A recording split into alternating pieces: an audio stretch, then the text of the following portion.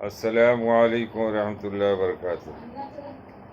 حضرت ابی بن کعب رضی اللہ تعالیٰ عنہ روایت کرتے کہ رسول اللہ صلی اللہ علیہ وسلم نے مجھ سے ارشاد فرمایا، ابو المنذر، یہ حضرت ابی بن کعب رضی اللہ تعالیٰ عنہ کی کنیت ہے، کیا تم جانتے ہو کہ کتاب اللہ کی کون سی آیت تمہارے پاس سب سے زیادہ عظمت والی؟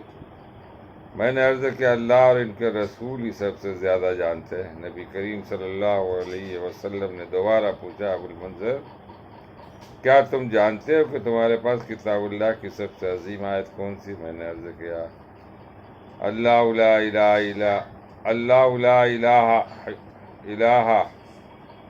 الا هو الحی القیوم، آیت الکرسی۔ آپ نے میرے سینے پر ہاتھ مارا، گویا اس جواب پر شاباشی دی اور ارشاد فرمایا، ابو المنذر، تجھے علم مبارک ہو۔ مسلم۔ اللہ تعالی ہم لوگوں کو پڑھنے اور سننے سے زیادہ عمل کرنے کی توفیق کرے۔